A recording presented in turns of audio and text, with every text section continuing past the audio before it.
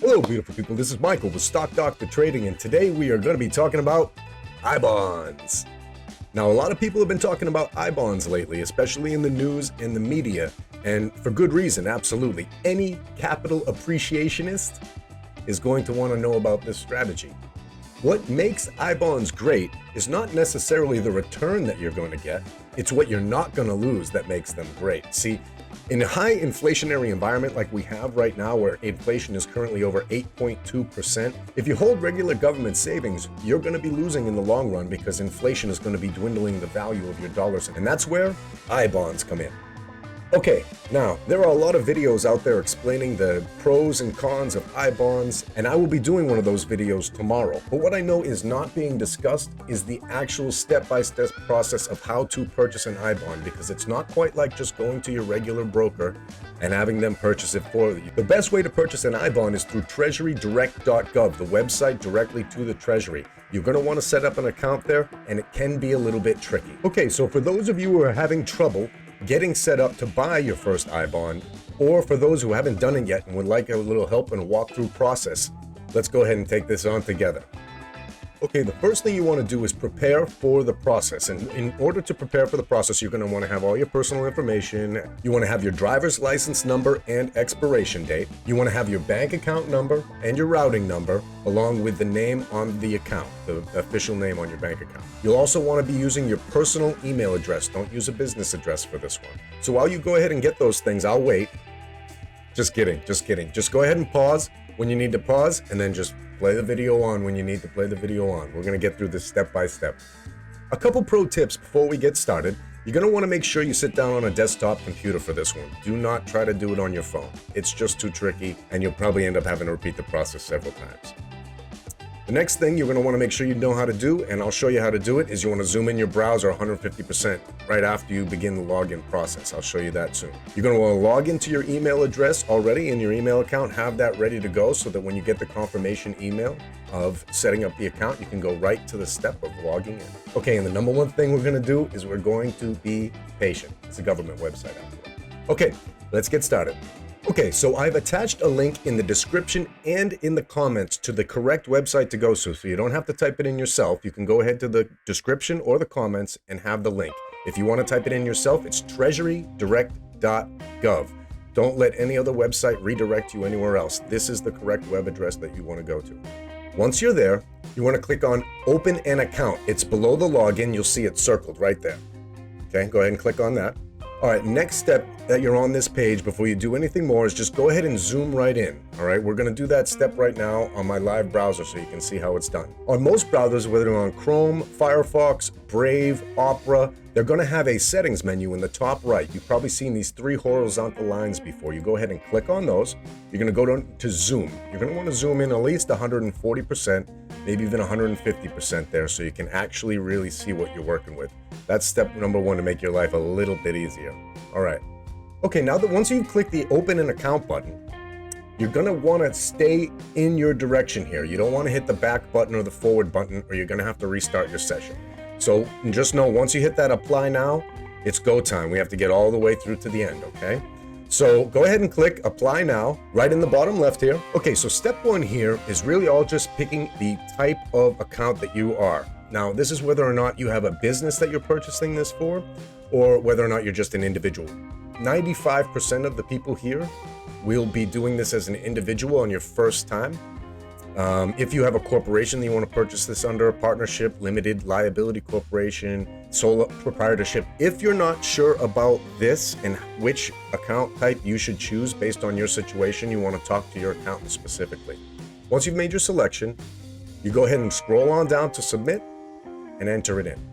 Now, this page is all about your account details. So, here we put in, me, I'm Stock Doctor, no middle name. And you can put any account number name in here, Stock Doctor's iBond account. Anything that you'd like. You go ahead and put in your social security number, date of birth, driver's license, issuing state, and your address information here. Enter your email address twice, and then enter your banking information. Down here, you're going to want to check that you certify that you are not telling a lie and that this is all your information, and then you click submit. I've already gone through this process, and the next screen is just going to be a confirmation of all the data, and then you hit submit. Now, once you've hit submit on that third step, congratulations, step 1 is over. You've got yourself an account. Now, you're going to go over to your email, and you're going to get something that looks like this with your account number on it. That's the key to logging in, all right? So that's the next step right here. Now that you have your account number, head on back to the home page for the Treasury Direct and click Login. What you'll get first is directed to another page. This page will explain to you that if your account number begins with a letter, then you go ahead and click Next on the login. That's what we'll do. Now that you're on the page that you have to enter your account number, you can go ahead and cut and paste it in there or type it in yourself. It doesn't matter if it has hyphens in it or not. It will accept it either way. I'm going to go ahead and do that right now, but don't look at... Okay, once you've entered your account number, you're going to come to a page that looks like this. It's not going to look exactly like this. I've already chosen my image and I've already chosen my password. So the difference here is that you're going to have to select a particular personalized image that you like out of the, maybe it's 8 different images that are in front of you. Go ahead and select any one of those, and then you'll enter your password, and you'll have to enter it twice as opposed to my 1. That's the only difference that we're going to have here. And the next step really is just basically the biggest pain in the neck part of this whole thing is that you can't enter this by keyboard. You're going to have to click it out with your mouse, click out each part. You have your capitals. Now, it's not case sensitive, so you don't have to worry about that. That's something, right? Okay, and this is the biggest step. Once you get in here, we're going to be ready to go. So go ahead and hit submit. And just know that if you don't get it right the first time, just try again. Little by little, you'll get there. Don't worry, I'll wait. Go ahead. Okay, and as you can see in these tabs above, you start on the My Account page after you log in. The tab just to the right of that says Buy Direct. This is where you want to go next. Okay, you'll come to a website looks like this. Go ahead and click on that. Once it loads, you're going to actually scroll down to the area that says Savings Bonds. No paper savings bonds in this particular availability. All right, and what you're going to want to click on is Series I, as in iBond. That's what you're going to purchase. Okay, then you go ahead and hit submit. And here we go, we come to the registration page. I am just removing my account number right here. There we go, so my personal information is not on there, and this is the selection of your purchase. Okay, so you're purchasing this directly to the government. It's a little bit different than you normally would. These are going to be issued when you purchase them. So your annual limit, if you hadn't known already, is $10,000 per person. It could be $20,000 if filing joint on your taxes. So you're going to enter in the amount that you're going to put in. You can put in as low as $25,000, but as much as $10,000 per year into an iBond. In the purchase frequency section, it's going to allow you to dollar cost average your way into this purchase or do a one-time purchase. So if you want to have repeated purchases over time, go ahead and select your schedule right now. Right now, for the sake of this video, we're just going to do one-time single purchase. Okay, and in this section, we have a savings bond purchase limitation reminder. So this is just to remind you that if you purchase more than the $10,000, you're going to have to get refunded, and it could take up to 12 weeks. So you can go ahead and click Yes, I wish to proceed. And finally, you are almost done. All right, so this is just the purchase review. This is where you can confirm everything that you've got there.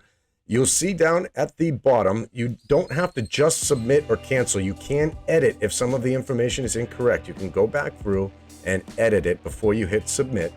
And that's it. Go ahead and hit submit. You'll get your confirmation in your email box, and it will break down what is next. You will be able to see and review this purchase over the years as it goes. Now, I want everyone to remember there are a lot of specific regulations around iBonds that make them different types of investments than everything else. This is for people that are looking for capital preservation. They don't want to lose any money during an inflationary time. And so this is not for everybody. Over the next day or two, I will be putting together a video that breaks down iBonds, the difference between them and TIPS, and what is the whole reason why you would buy an iBond, and is an iBond the right thing for you? But what I thought was more important than anything else was an actual walkthrough, so you guys can actually do this on your own. There's not a lot of that out there, and I'm pretty sure this is the first actual walkthrough that I've seen online at all. So Go ahead and leave any questions you have down in the comments below. I will be happy to answer them as we go through. Consider me your customer service rep for financial situations just like this. And if you have any other questions at any time, you let me know. I'll do a video about it. We'll go through it. It's not always just about opinions, news, and events. Sometimes it's about just helping a person get to that next step of their investment growth. Sometimes it's just about helping a person get to that next step in their financial planning, growth, and future. And so hopefully you found this informative. If you did, please hit like, subscribe, share with your friends and family if they're looking to purchase an iBond as well. And that's a wrap. Thank you very much for joining me at Stock Doctor Trading. Have a wonderful day.